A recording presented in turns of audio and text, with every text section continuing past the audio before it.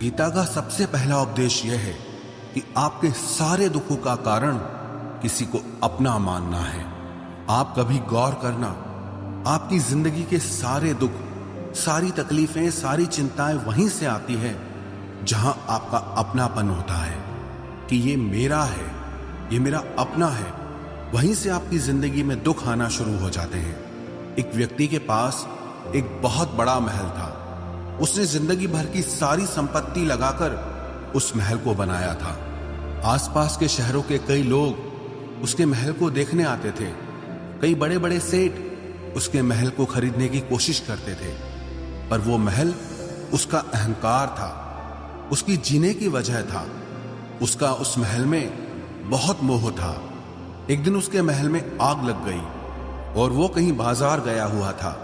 जब वो घर लौट कर आया तो उसने देखा कि मेरा महल आग में जल रहा है। अपने घर को आग में जलता हुआ देखकर उसे इतना दुख हुआ। उसने कहा, अगर ये महल नहीं रहेगा तो मैं भी जिंदा नहीं रहूंगा। अगर मेरा महल ही जल रहा है तो मैं जी के क्या करूंगा।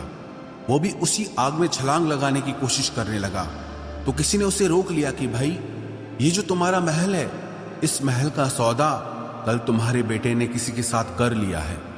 जब उसे पता चला कि ये महल अब मेरा नहीं रहा, किसी और का हो चुका है, तो उसकी सारी चिंता खत्म हो गई। जैसे और लोग उस जलते हुए महल को देखकर तमाशा देख रहे थे, वैसे ये भी खड़ा हो गया। इतनी ही देर में उसका बेटा आया। वो अपने बेटे को देखकर बहुत प्रसन्न हुआ। उसे आशीर्वाद देने लगा कि तेरे जैसा बेटा तो बहुत भाग्यों से मिलता है। तूने तो मेरी जिंदगी बचा ली। आज इस घर में आग लगी है और तूने कल ही इसका सौदा कर दिया। वो अपने पिताजी से कहने लगा कि पिताजी, मैं इस महल के सौदे के लिए बात तो करने गया था, पर सौदा अभी पक्का हुआ नहीं है। जब उसके पिता ने यह सुना कि अभी इस महल का सौदा हुआ नहीं है तो वो फिर फूट फूट के रोने लगा, फिर अपनी छाती पीटने लगा। महल वही है, इंसान वही है, लेकिन जब महल मेरा है तब वो दुख भी देता है, खुशी भी देता है। लेकिन जब वो मेरा नहीं है, उससे मेरा कोई रिश्ता नहीं है, तो सारे दुख ही खत्म हो जाते हैं। ऐसे ही जिंदगी में जब किसी जगह को, किसी इंसान को, किसी रिश्ते को, किसी काम को हम अपना मान लेते हैं, मेरा मान लेते हैं, तो वहीं से ही सारे दुखों की शुरुआत होती है, वहीं से हर तकलीफ की शुरुआत होती है। तो श्रीमद् भगवद गीता का पहला उपदेश यही है कि आप जैसे ही किसी को अपनी जिंदगी जीने की वजह मान लेते हो कि इसके बिना तो मैं जी ही नहीं सकता, तो वो चीज, वो इंसान, वो काम आपको बहुत दुख देता है। गीता का दूसरा उपदेश यह है कि अवश्यमेव भोक्तव्यम कृतं कर्म शुभाशुभम, कि आपने कोई भी कर्म किया हो उसका फल आपको जरूर भोगना पड़ेगा। अगर आपने अच्छे कर्म किए हैं तो जाने अनजाने किसी मुश्किल वक्त में आपको वो आपके अच्छे कर्म उस मुश्किल वक्त से बचा लेंगे। अगर आपने गलत कर्म किए हैं, पाप किया है, तो उसकी सजा भी आपको जरूर मिलेगी। वो इंसान कितना ही छुप कर कर्म करे, चाहे वो कितना ही चालाकी से कर्म करे, लेकिन कहते हैं कि उस परमात्मा के, ईश्वर के चारों तरफ कैमरे लगे हुए हैं। हमारे एक एक कर्म पर वो प्रकृति, वो परमात्मा अपनी दृष्टि बनाए रखते हैं। हमारे एक एक कर्म का हिसाब होता है। एक गांव में दो मित्र रहते थे। उन दोनों ने विचार किया कि इस गांव में हम धन नहीं कमा पा रहे। वो दोनों धन कमाने के लिए शहर में चले गए। कुछ वर्ष वहां रहकर उन्होंने काफी धन कमाया। फिर सोचा कि अब हम अपने घर वापस चलते हैं, पर्याप्त मात्रा में हमने धन कमा लिया है। उस समय पे यातायात की इतनी सुविधाएं नहीं होती थी। वो अपने बैलों पर ही यात्रा कर रहे थे। चलते चलते मार्ग में रात हो गई तो उन्होंने विचार किया, आज रात हम यहीं विश्राम करते हैं। एक मित्र ने कहा कि मैं यहाँ पर रहकर धन की रक्षा करता हूँ, तुम बाजार जाकर भोजन की व्यवस्था कर लो। जब वो मित्र बाजार गया तो उसके मन में पाप आ गया। उसने कहा, इतना पैसा हमने कमाया है, अगर मैं इसको यहीं जंगल में मार दूं तो सारा पैसा मेरा हो जाएगा, नहीं तो मुझे इसका आधा धन इसको देना पड़ेगा। मन में ये खोट आने पर उसने अपने मित्र के खाने में जहर मिला दिया और जब वो खाना लेकर के अपने मित्र के पास गया उसका मित्र वो जहर वाला खाना खाकर वहीं पर उसकी मृत्यु हो गई। वो व्यक्ति सारा धन लेकर के अपने घर वापस आ गया। फिर उसके घर में एक पुत्र ने जन्म लिया।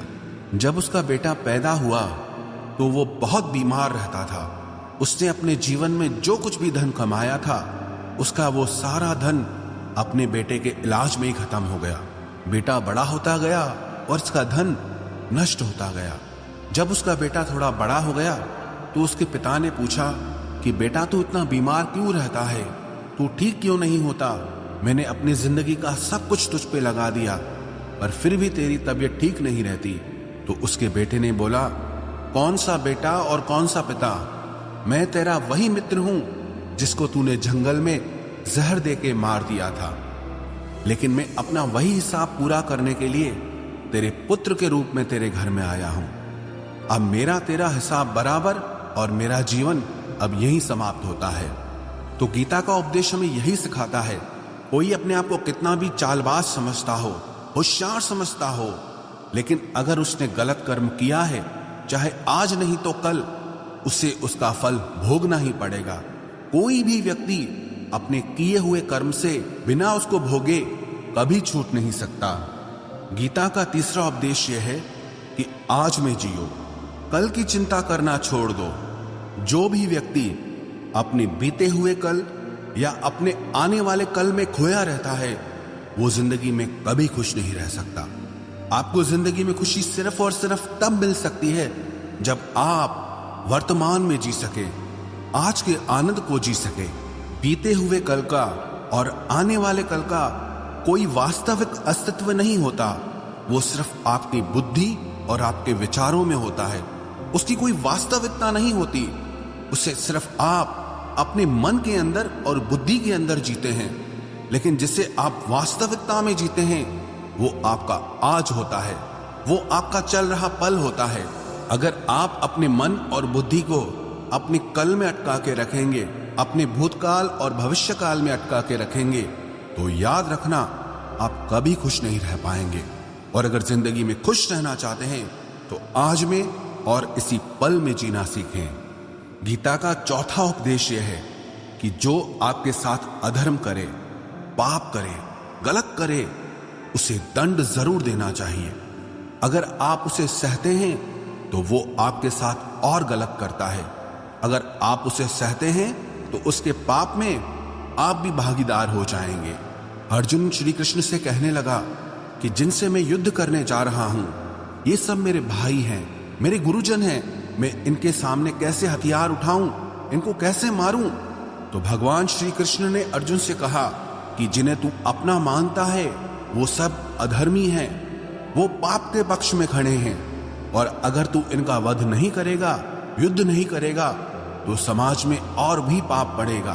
क्योंकि जब कोई ऐसे पापियों को नहीं रोकता है तो ये और भी ज्यादा पाप करते हैं। ऐसे ही जब आपके साथ कोई गलत करता है, आपको चोट पहुंचाता है, दुख पहुंचाता है, और आप वो चुपचाप सहते रहते हैं, तो उससे सामने वाले को बल मिलने लगता है, वो आपको कमजोर समझने लगता है, और आपके साथ गलत करने को वो अपना हक समझने लगता है।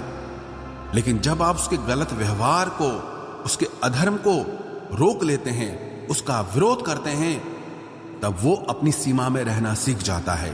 ये कलयुग है। अगर इस जमाने में आपको खुश रहना है तो आपको अपनी रक्षा खुद ही करनी होगी। कोई आपके साथ गलत करे तो उसको कभी नहीं सहना चाहिए, बल्कि उसका सामना करना चाहिए। गीता का पांचवा उपदेश यह है कि किसी से भी हद से ज्यादा मोह कभी मत करना। जिसमें भी आप सबसे ज्यादा मोह लगाओगे, देखना वो आपको जरूर रुलाएगा। मोह के वजह से ही आप किसी के पीछे मरते रहते हैं। मोह के वजह से ही आपको कई बार अपना अपमान भी सहना पड़ता है, और कई लोगों को मोह की वजह से ही अपना अपमान दिखता तक भी नहीं है कि सामने वाला मेरी इज्जत तक नहीं कर रहा और मैं उसके पीछे मर रहा हूं। मोह आपकी आंखों पे ऐसी पट्टी लगा देता है कि आपको सच और झूठ दिखाई ही नहीं देता, आपको किसी इंसान का चेहरा दिखाई ही नहीं देता। आप जो देखते हैं, जो सुनते हैं, उसी पर यकीन कर लेते हैं, फिर चाहे आपको कितना ही दर्द मिल रहा हो। अगर आप किसी इंसान को ठीक से समझना चाहते हैं, किसी की सच्चाई जानना चाहते हैं, तो उसके लिए ये बहुत जरूरी है कि आप उसके मोह से जल्दी बाहर आ जाएं। वास्तविकता में रिश्ते दुख नहीं देते, आपका मोह आपको दुख देता है। जिस दिन मोह खत्म, उस दिन आपको किसी भी रिश्ते से कोई दुख नहीं मिल सकता, क्योंकि आपको फिर कोई फर्क ही नहीं पड़ेगा। गीता का छठा उपदेश यह है कि आप वो मत करो जो सब करते हैं, बल्कि वो करो जो आपके लिए सही है। स्वधर्मम निधनम श्रेय परधर्मो भयावह। श्री कृष्ण ने अर्जुन से कहा कि जो तेरा कर्तव्य है, जो तेरे लिए सही है, जो तुझे करना चाहिए, तू वो कर। तू कभी भी वो काम मत कर जो दुनिया कर रही है, क्योंकि अर्जुन श्री कृष्ण से कहने लगा कि ऐसे भयंकर युद्ध में पड़ने से अच्छा है कि मैं सन्यासी बन जाऊं। तो श्री कृष्ण ने अर्जुन से कहा कि सन्यासी बनना तेरा कर्म नहीं है, तेरा धर्म नहीं है, तू क्षत्रिय है। तेरा कर्म और तेरा धर्म यही है कि तू अधर्म का नाश करे, धर्म की रक्षा करे। ऐसे ही हर इंसान का एक अलग कर्तव्य होता है, एक अलग ही मार्ग होता है। तो कभी भी उस मार्ग पे मत जाना जहां सारी भीड़ जा रही हो। कभी भी वो काम मत करो जो दुनिया करती है कि आजकल ये ट्रेंड हो गया है, ये फैशन हो गया है, सब करते हैं इसलिए हम भी कर रहे हैं। सारी भीड़ यही काम कर रही है इसलिए हम भी यही कर रहे हैं। अगर आप वो करोगे जो भीड़ कर रही है, तो आप भी उसी भीड़ में कहीं खो जाओगे। लेकिन अगर आप वो करोगे जो आपके लिए सही है, जो आपकी प्रतिभा है, तो दुनिया की सारी भीड़ में भी आप सबसे अलग नजर आओगे। गीता का सातवां उपदेश यह है कि जिंदगी में धोखा अपने ही देते हैं, क्योंकि उनको आपकी कमजोरियों का पता होता है। बाहर वाला आपको धोखा नहीं दे सकता, क्योंकि उसको आपके बारे में पता ही नहीं है कि आपको चोट कहां पहुंचती है। लेकिन जो आपका अपना है, आपका खास है, उससे बहुत गहराई से पता होता है कि इसकी कमजोरी क्या है, क्या ऐसा करें जिससे इसको दर्द पहुंच सकता है, जिससे इसको हम नीचा दिखा सकते हैं, इसको चोट पहुंचा सकते हैं। ये कलयुग है, इसमें बाहर वालों से नहीं, जो हमारे अपने हैं उनसे ही सावधान रहना होता है। महाभारत का युद्ध दो अलग राजाओं में नहीं हुआ, बल्कि एक ही परिवार के भाइयों में हुआ था। सब आपस में एक ही वंश के लोग थे। कितनी बार दुर्योधन ने जहर देकर के भीम को मारना चाहा, न जाने कितनी बार दुर्योधन ने पांडवों को जान से मारने की कोशिश की। वो उसका पराया नहीं था, उसका भाई था। सारी लड़ाइयां घर के अंदर ही होती है, बाहर कौन लड़ेगा हमसे? घर में ही सारे झगड़े होते हैं। तो आपको चोट सिर्फ वही लोग पहुंचा सकते हैं जो आपके अपने हैं। आपको धोखा सिर्फ वही लोग दे सकते हैं जो आपके अपने हैं। गीता का आठवां उपदेश यह है, जो इंसान अपनी रक्षा खुद नहीं कर सकता, उसकी रक्षा भगवान भी नहीं कर सकते। श्री कृष्ण ने अर्जुन से कहा, तस्मात् सर्वेषु कालेषु माम अनुस्मर युध्य च, कि हे अर्जुन, तू हर काल में मेरा स्मरण करते रहना और युद्ध भी करते रहना। अर्जुन ने श्री कृष्ण से पूछा कि ये युद्ध तो कुछ दिनों में समाप्त हो जाएगा, लेकिन आप कह रहे हैं कि तू हमेशा मेरा स्मरण करता रहे और युद्ध करते रहना। हमेशा युद्ध करने का क्या मतलब है? तो श्री कृष्ण ने अर्जुन से कहा कि ये जिंदगी ही रणभूमि है। इस जीवन में सुख दुख आते रहेंगे और तुझे उनका डट के मुकाबला करना है। श्री कृष्ण ने ये नहीं कहा कि तू चुप करके बैठ जाना और मैं लड़ाई करूंगा। बहुत गहराई है गीता के ज्ञान में। हमारे जीवन की डोर भी संभाल के ईश्वर बैठे हैं, लेकिन युद्ध हमें ही करना है। ईश्वर को याद करना है कि हे ईश्वर, मुझे शक्ति देना, मुझे समझ देना, मुझे बुद्धि देना, ताकि मैं अपनी जिंदगी की सारी लड़ाइयां जीत सकूं, मैं जिंदगी में सही मार्ग पे चल सकूं। लेकिन आपको अपनी लड़ाई भी खुद लड़नी पड़ती है।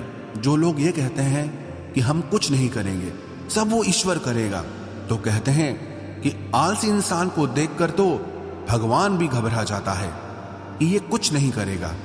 भगवान ने बुद्धि दी है, समझ दी है। ईश्वर आपको प्रेरणा देते हैं, शक्ति देते हैं, लेकिन आपको अपनी रक्षा स्वयं ही करनी होगी। गीता का नवा उपदेश यह है कि कोई भी ऐसी गंदी आदत खुद को मत लगने देना जो आपकी जिंदगी बर्बाद कर दे। कहीं ना कहीं महाभारत का ये युद्ध एक जुआ की आदत की वजह से ही शुरू हुआ था। सारा खेल वहीं से शुरू हुआ था। एक ऐसी जुआ की लत जहां युधिष्ठिर ने अपने भाइयों को दांव पर लगा दिया, अपनी पत्नी को दांव पर लगा दिया। ऐसा जीतने का नशा कि अपना सब कुछ गंवा दिया। ऐसे ही हम भी अपनी जिंदगी में जब कोई ऐसी गंदी आदत लगा देते हैं, चाहे वो कोई भी हो, चाहे वो नशे की हो, मोबाइल की हो, किसी इंसान की हो, कोई गलत काम करने की हो, कोई भी गलत आदत जो आपको बर्बाद कर सकती है, अगर आप उसको नहीं छोड़ोगे तो आपका सब कुछ खत्म हो जाएगा। इससे पहले कि आपकी आदत आपको खत्म करे, आप अपनी गलत आदतों को खत्म कर दीजिए। गीता का 10वां उपदेश यह है कि आलसी इंसान कभी कुछ हासिल नहीं कर सकता। अधिकतर लोग सिर्फ योजनाएं बनाते रहते हैं कि मुझे बड़ा घर चाहिए, मुझे बड़ी गाड़ी चाहिए, मैं दुनिया घूमना चाहता हूं। क्या क्या चाहिए ये हर कोई सोच लेता है, लेकिन उस पर मेहनत करना वो बहुत कम लोग करते हैं। क्योंकि चाहना बहुत आसान है, लेकिन उसके लिए कर्म करना वो बहुत मुश्किल है। एक अच्छा फिट शरीर हर कोई चाहता है, लेकिन उसके लिए व्यायाम करना, एक्सरसाइज करना, वो आपको ही करना होगा। जो इंसान आलसी बन के बैठ जाता है, ना उसे अच्छा शरीर मिलता है और ना ही अच्छा जीवन मिलता है। तो जिंदगी में अगर कुछ पाना चाहते हो ना, आलस्य को अपनी जिंदगी से जरूर दूर कर देना। आलस के चलते आपको कुछ मिलने वाला तो नहीं, लेकिन जो आपके पास है आप वो भी गंवा दोगे।